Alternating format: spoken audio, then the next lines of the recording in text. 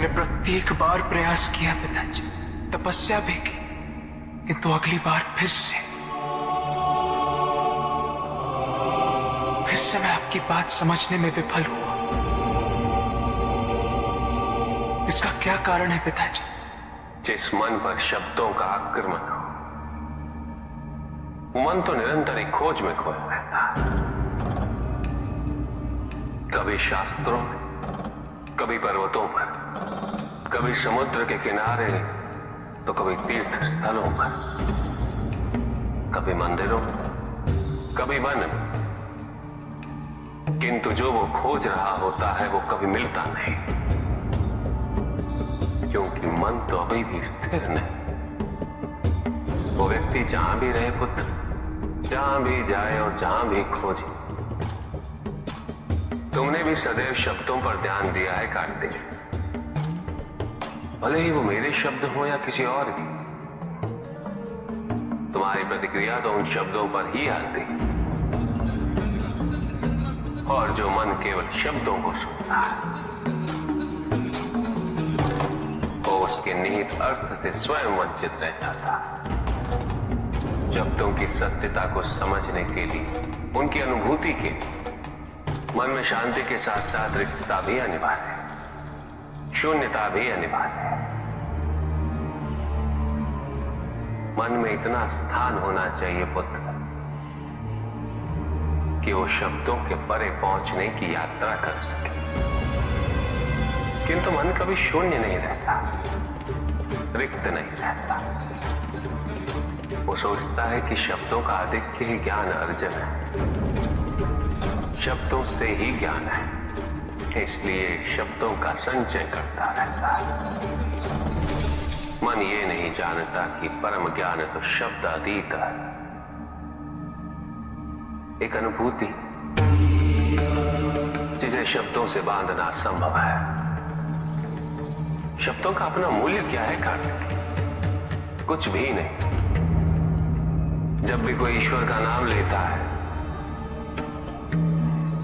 तो क्या ईश्वर मात्र एक शब्द में ही सीमित हो जाते? नहीं, यहां शब्द सत्य नहीं, सत्य है वो अनुभूति जो इन शब्दों में विद्यमान है।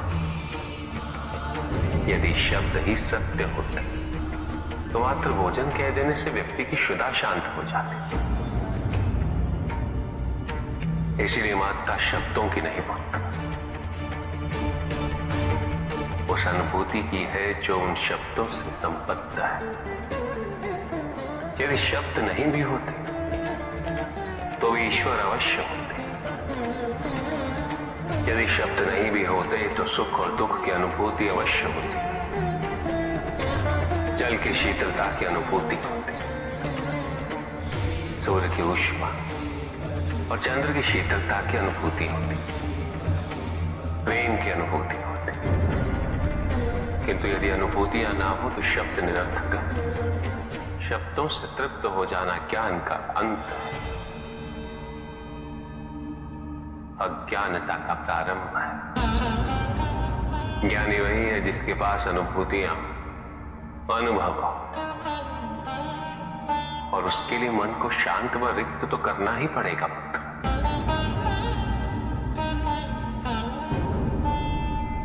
युद्ध किसी व्यक्ति से नहीं गणेश, मानसिकता से होता। युद्ध में संघर्ष अच्छाई या बुराई का नहीं होता, सभी में अच्छाई है और बुराई भी है पुत्र। युद्ध तो विचारधाराओं का होता है। व्यक्ति अपने पराक्रम पर, अपनी क्षमता पर विश्वास कर युद्ध करता है, और जब उस विश्वास को क्षति पहुंचती है तो सब कुछ निरर्थक प्रतीत होने लगता है। किंतु आपसे पराजित होकर भी लोहितांग क्यों नहीं समझ रहा? उसे अपनी स्वतंत्र इच्छा का उपयोग कर उचित मार्ग पर चलने का प्रयास करना चाहिए। व्यक्ति अपने को खो दे समझती है, व्यक्ति अपने को समर्पित कर दे, छोड़ दे अहंकार को, तो भ्रम की इच्छा ही पूर्ण होती है। और अभी भी वही फलित हो रही है। ऐसा नहीं है कि हम उससे भिन्न फलित करा लेंगे, लेकिन व्यक्ति भिन्न फलित कराने में लड़े, टूटे, नष्ट हो।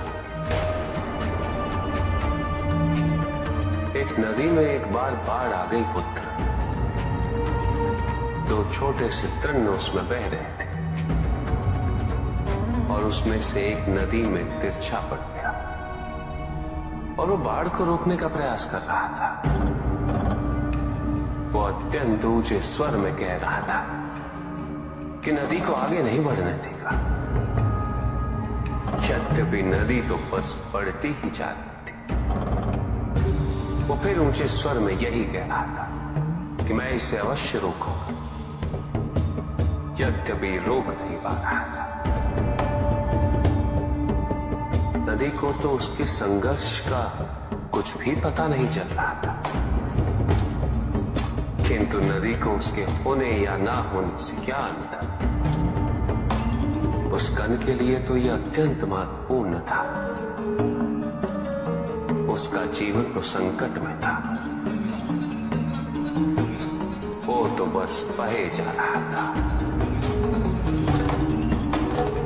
वो जहां भी पहुंचता, किंतु उससे पहुंचना तो संघर्ष करके ही था। किंतु ये बीच का क्षण, ये बीच का काल दुख, पीड़ा, द्वंद्वता का काल है। वहीं दूसरी ओर जो दूसरा तृण था, उसने अपने को समर्पित कर दिया। वो तो नदी में सीधा पड़ा हुआ था। नदी के प्रवाह के साथ साथ बहता जा रहा था और उसे ऐसा प्रतीत हो रहा था जैसे कि वो नदी को दिशा दे रहा है, उसे प्रवाहित होने में सहायता कर रहा। वो तो ये निश्चय कर बैठा था कि नदी को समुद्र तक पहुंचाकर ही रहेगा, किंतु नदी को उसकी उपस्थिति का भी आभास नहीं था। नदी पर उन दोनों के होने या ना होने का कोई प्रभाव नहीं था। नदी तो बस बहे जा रही थी। ब्रह्म की इच्छा को जाना नहीं जा सकता, किंतु ब्रह्म के साथ एक अवश्य हुआ जा सकता, और तब व्यक्ति की अपनी इच्छा तो खो ही जाती है। केवल उसकी इच्छा ही शेष रह जाती है।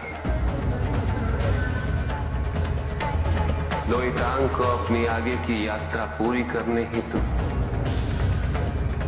अत्यंत महत्वपूर्ण निर्णय अवश्य लेने होंगे। केवल उसके अहंकार को, अपितु उसके आत्मसम्मान को भी क्षति पहुंची। जहां से इस युद्ध का अंत हुआ,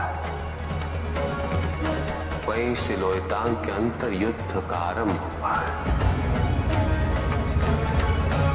और जो भीतर पराजित होता, उसे हर दिशा में केवल पराजय ही दिखती।